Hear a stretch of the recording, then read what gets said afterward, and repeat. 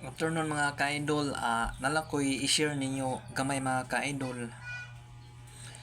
Imbis natay mga pangandoy, natay para sa tukagmaon pon nya mo share ta og mga mao na ato ang mga goal.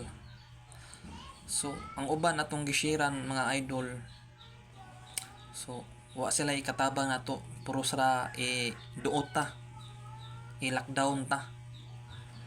So mao ni ang uban mga ka-idol, nakasabot ta nganong inana sila kay di sila ganahan nga mo yahay ta, di sila ganahan nga malabuan sila nga mao nang kung namoy mga pangandoy sa inyong kinabuhi ay lang ita mo patagag share kay lisod na ang mga tao karon mga ka-idol.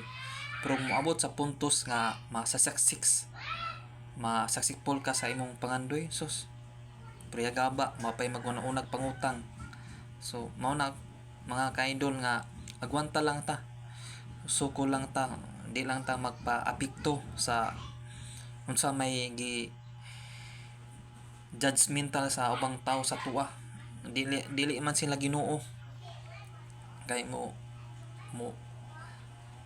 mutuo ta nila sa ilang mga istorya nga gijudge sila sa tuwa.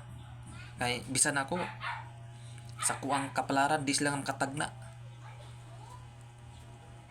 karon noon hinon ang gitagna nila nga ako nga judgmental inana, pero mao na ni tabang nila.